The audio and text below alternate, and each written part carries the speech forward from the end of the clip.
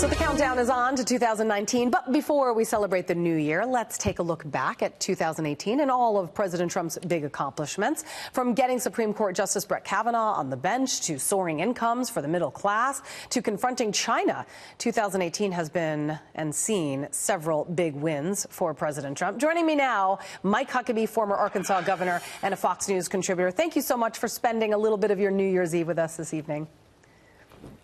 Happy to do it, Julie. Happy New Year to you and all the folks who are having to work real hard tonight. Yeah, absolutely. Oh, yeah, we are working real hard here. Let me ask you first, what would you say was President Trump's biggest accomplishment in your view?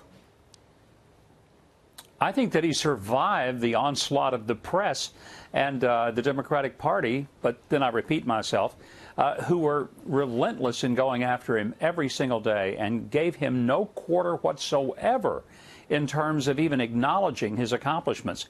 But in terms of the list, and Real Clear Politics did a great job of putting together a top 10 list of things that the president had gotten done. I think one of the most significant is the historic levels of employment for minorities. All-time low unemployment for African Americans and Hispanics matches the lowest they've ever had. So here's the big question, Julie.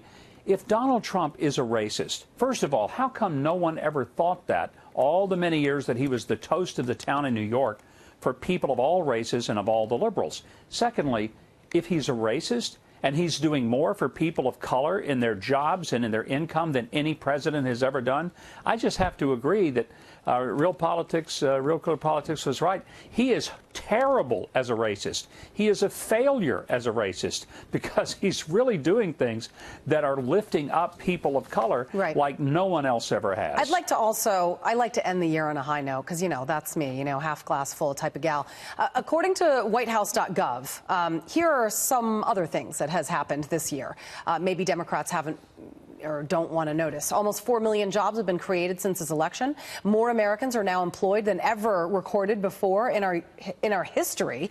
More than 400,000 manufacturing jobs created since election. New unemployment claims recently hit a 49-year low, and the median household income has hit highest level ever recorded. That, I believe, gives you plenty of reasons to be optimistic about 2019. I mean, we really should be. We're hearing that the stock market has gone down here at the end of the year. But let's keep in mind, for 2 years, it soared to record heights. So that's a big thing. And let me mention the embassy move to Jerusalem.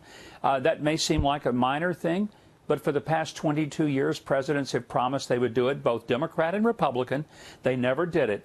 And when the president moved it this year, I asked him, I said, what was the turning point? He said, real simply, just kind of a shrug of the shoulders and said, well, number one, I promised I would do it, and number two, it's the right thing to do.